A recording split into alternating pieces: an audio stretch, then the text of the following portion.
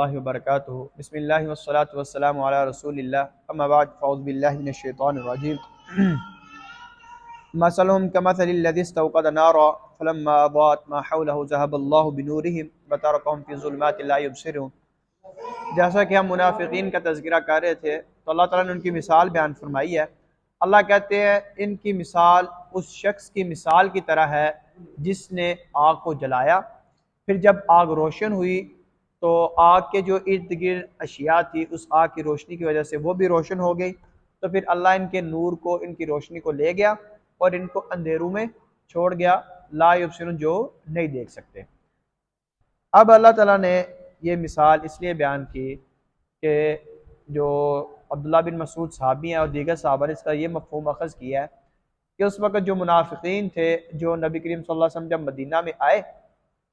تو اس وقت انہوں نے اسلام لیا ہے، یعنی مسلمان ہو گئے، اسلام قبول کر لیا۔ تو بعد میں جب ان کے لیے حق و باطل واضح ہو گیا، حلال و حرام واضح ہو گیا، اس کے بعد پھر وہ منافق بن گئے، ان کفار کا ساتھ دینے لگ گئے۔ تو اس اعتبار سے اللہ نے فرمایا کہ جب اللہ تعالیٰ نے ان کے لیے یہ مثال بیان کیا کہ جب ان کے لیے آگ روشن ہوئی تھی، ان کی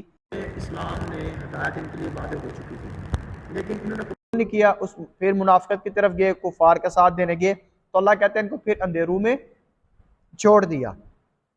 تو یعنی اس سے مراد یہی ہے کہ دوبارہ وہ کفر کی طرف لوٹ گئے، اس مثال کا یہ۔ اب اس کا لفظی ترجمہ دیکھ لیجئے، مثلہم، ان کی مثال یعنی منافقین کی، کا طرح ہے، کاف یہ تشبیہ کے لیے آتا ہے، کمثل الذی، اس شخص کی مثال کی طرح، یعنی منافق کی مثال اس شخص کی مثال کی طرح ہے، استوقد نارا، استوقد جس نے جلایا، نارن آگ کو، فلما پھر جب اضاءت وہ روشن ہو گئی، ما حولہ جو اس کے ارد گرد ہے، یعنی جب آگ جلے اس کے جو ارد گرد اشیاء تھی وہ روشن ہوگی۔ اس سے مراد ہے کہ جب اسلام لے آئے تو ان کے لیے ساری چیزیں روشن ہوگی، حلال کیا، حرام کیا، حق کیا، باطل کیا۔ تو پھر کیا ہوا، ذہب اللہ، اللہ لے گیا بنورہم، ان کی روشنی کو، یعنی اس سے مراد یہ ہے کہ وہ پھر انہوں نے اسلام سے پیچھے ہٹ گئے، وترکہم، اور ان کو چھوڑ دیا، فی ظلمات، اندھیروں میں، ان کو اندھیروں میں چھوڑ دینے سے مراد یہ جس اندھیرے سے وہ کفر و شرک کے اندھیرے میں پہلے تھے نا، تو پھر دوبارہ اسی میں وہ چلے گئے، لا یبصرون، جو نہیں دیکھ سکتے، لیکن اب وہ حق و باطل کو نہیں پہچان سکتے، حلال و حرام کو نہیں پہچان سکتے۔ اللہ فرماتا ہے یہ ایسے لوگ ہیں، سمن جو بہرے ہیں، بکمن گونگے ہیں، امیون اندھے ہیں، فہم لا یرجون، پھر وہ نہیں لوٹتے۔ آگے دوسری مثال بیان فرمائی، او یا ان منافقوں کی مثال کصیبن، اس زوردار بارش کی طرح ہے، من السماء، جو آسمان سے آتی ہے، فیہ، جس بارش میں ظلمات، اندھیرے بھی ہوتے ہیں، ورعد، بارش میں گرج بھی ہوتی ہے، وبرق، بجلی بھی ہوتی ہے، جس طرح آپ دیکھتے ہیں۔ تو یہی مثال اللہ نے بیان فرمائی کہ ان کی مثال اس بارش کی طرح ہے کہ جس میں اندھیرے بھی ہوتے ہیں، گرج بھی ہوتی ہے، بجلی بھی ہوتی ہے۔ تو یہ اس سے مراد یہ تھا کہ جب منافقین کے پاس مشکلات آتی ہیں تو اس وقت ان کا کیا رویہ ہوتا ہے، یجعلون، وہ ڈالتے ہیں، اصابع، اپنی انگلیوں کو، یعنی اپنی انگلیوں تو نہیں جاتی فی آذان، اپنے کانوں، بلکہ انگلیوں کے پورے جو ہیں، ٹھیک ہے، یجعلون، وہ ڈالتے ہیں، اصابع، اپنی انگلیوں کو، یعنی اپنی انگلیوں کے پوروں کو، فی آذان، اپنے کانوں میں، کیوں ڈالتے ہیں، من الصواعق، کی کڑک کی وجہ سے، ٹھیک ہے، کڑکوں کی وجہ سے وہ اپنے کانوں میں انگلیاں ڈالتے تھے، حذر الموت، اور موت کے ڈر سے۔ یعنی یہ اللہ تعالیٰ نے ان کی یہ حالت بیان کی، یہ مثال بیان کی ہے کہ جب ان پر اسلام لے آتے، مشکلات آتی تھی نا، تو بھاگتے تھے، تذبذب کا شکار ہوتے تھے، کنفیوز ہوتے تھے، ہم کس جگہ، ہم کس یہ ٹھیک بھی ہے کہ نہیں ہے۔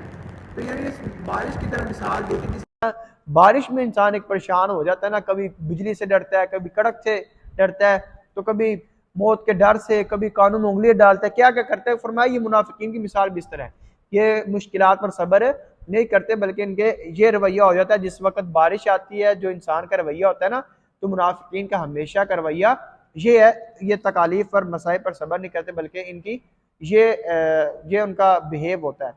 آگے فرمایا یہ جو مرضی کر لے، واللہ، اور اللہ محیط، گھیرنے والا ہے، بالکافرین، کافروں کو۔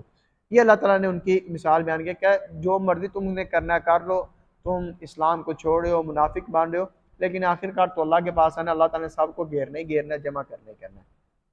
اللہ سے دعا اللہ ہمیں منافقت سے پاک رکھے، دعا مانگا کرے اللہم طہر قلبی من النفاق، یا اللہ تمہارے دل کو، میرے دل کو منافقت سے، نفاق سے پاک کر دے۔ چلیں آج کی چلتے ہیں حدیث کی طرف۔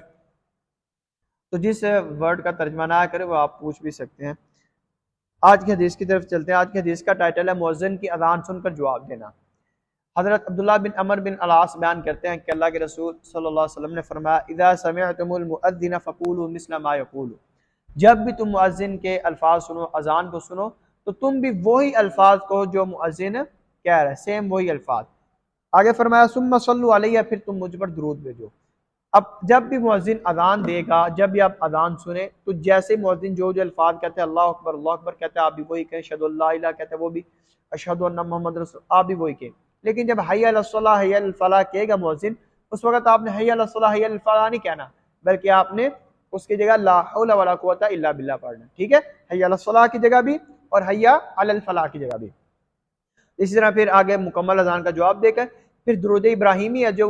وہ پڑھیے۔ اس کے بعد ایک دعا ہے اللہم رب هذه الدعوة التامة والصلاة القائمة آت محمدا الوسیلة والفضیلة وبعثه مقاما محمودا الذی وعدته۔ جب یہ آپ دعا پڑھ لیں گے تو آپ صلی اللہ علیہ وسلم فرمایا جو شخص اذان کا جواب دیتا ہے، درود پڑھتا ہے، یہ دعا پڑھتا ہے، اس شخص کے حق میں میری سفارش، میری شفاعت واجب ہوگی، قیامت والے دن اس کی سفارش میں کروں گا۔ تو کیوں نہ ہم دن میں 5 دفعہ اذانیں ہوتی ہیں، تو کیوں نہ ہم اس کا جواب دیں اور آپ صلی اللہ علیہ وسلم پر درود بھی پڑھیں اور یہ دعا بھی پڑھیں، تو ہم آپ صلی اللہ علیہ وسلم کی سفارش کے حقدار بنیں۔ اللہ سے دعا ہے اللہ رب العزت ہمیں صحیح معنوں میں قرآن و حدیث کو سمجھنے کی اور اس پر عمل پیرا ہونے کی توفیق عطا فرمائے۔ وما توفیق الا باللہ علیہ توکلت و الیہ انیب۔